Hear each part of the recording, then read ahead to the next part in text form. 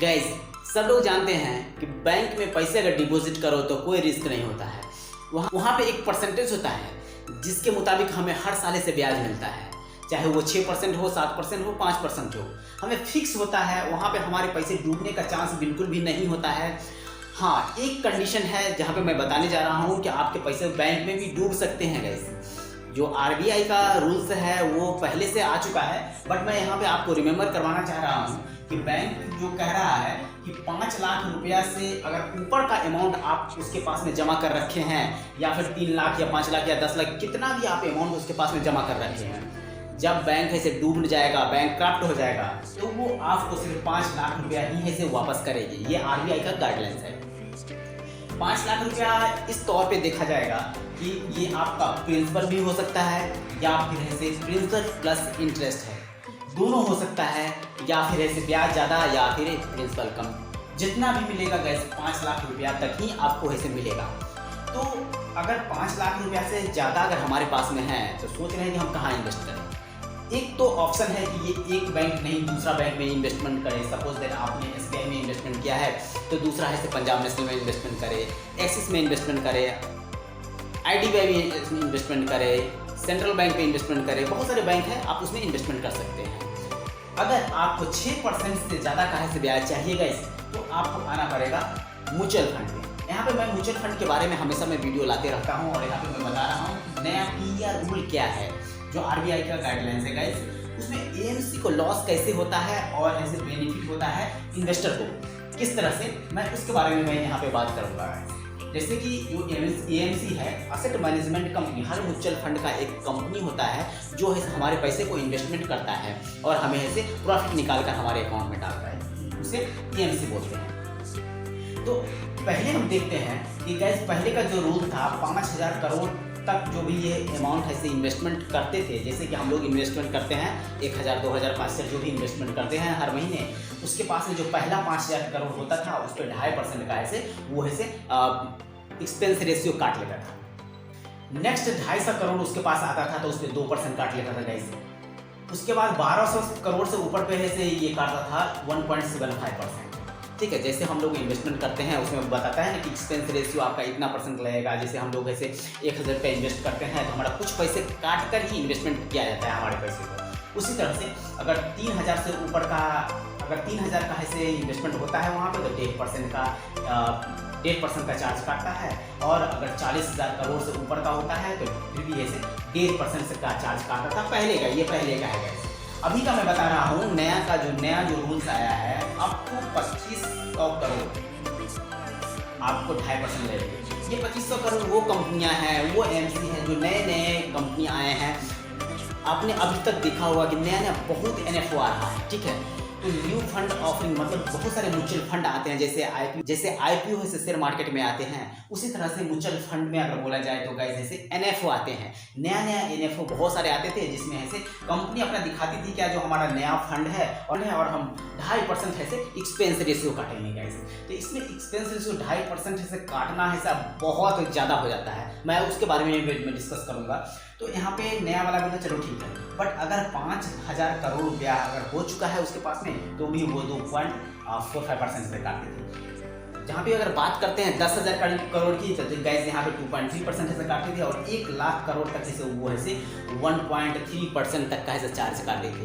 तो अगर हम बात करते हैं गैस तो ये कहाँ पे हम लोग ऐसे कहाँ पे लॉस होते हैं। जैसे सपोज दैट अगर देखा जाए कि सपोज दैट अगर हम SBI स्मॉल कैप की अगर बातें करते हैं तो SBI स्मॉल कैप में 1.68% ऐसे एक्सपेंस रेशियो काटा जाता है गैस। 1.68% एक्सपेंस रेशियो बहुत बड़ा होता है, क्योंकि यहाँ अगर हम SBI स्मॉल कैप की बातें करते हैं तो गाइस SBI स्मॉल कैप में 1.68% का एक्सपेंस रेशियो काटा जाता है, जो कि हमारे लिए बहुत बड़ा है गाइस एक्सपेंस रेशियो। तो यहाँ पे 26,000 करोड़ रुपया का इन्वेस्टमेंट किया गया है। अगर SBI इंफ्रा में देखें तो गाइस यहाँ भी 977 करोड़ का इन्वेस्टमेंट हो चुका है, और ये 2.31% का एक्सपेंस रेशियो से काट रही है।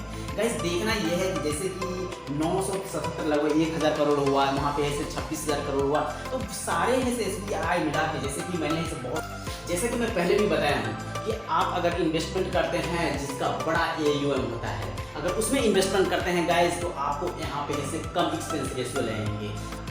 सपोज दैट आपका 1 लाख करोड़ से ऊपर का एएमसी जो भी है उसमें आपको 1.3% देना पड़ेगा। तो यहाँ पे गैस लॉस इसीलिए एएमसी को होना है क्योंकि ये एसबीआई जो है एसबीआई पूरे एएमयू को देखना है, ना कि इसे अलग अलग फंड को देखना है।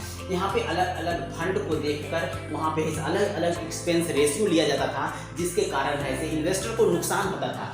बट 1.3% का ही एक्सपेंस रेशियो डिडक्ट करेंगे हमारे इन्वेस्टमेंट से, जो भी हम इन्वेस्टमेंट करेंगे, चाहे 500 रुपया करें, चाहे 100 रुपया करें या फिर 1000 करें।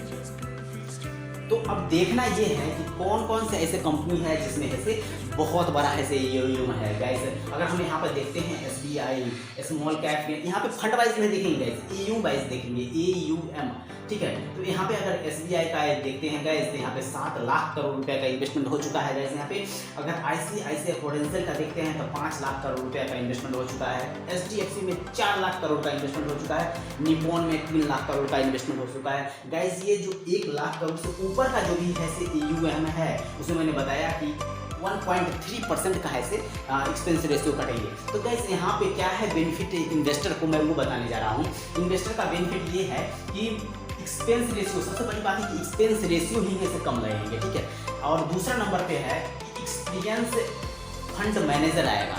एक्सपीरियंस फंड मैनेजर का मतलब ये है कि जो है 50 करोड़ का है, 30 करोड़ का है, 15 करोड़ का है, 20 करोड़ का जो भी ऐसे होता है म्यूचुअल फंड, उसमें गैस किसी को भी ऑपरेट करने के लिए दे देगा।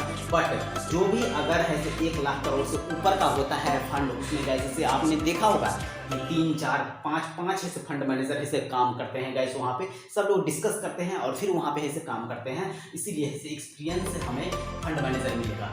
मोर इन्वेस्टर होगा गैस, उसी फंड में लगातार ऐसे इन्वेस्टर बढ़ेंगे। सपोज दैट आप ऐसे यहाँ आज के डेट में खरीदे हैं 200 रुपये किसी भी म्यूचुअल फंड को, ठीक है, पर यूनिट ऐसे 200 रुपये खरीदे हैं।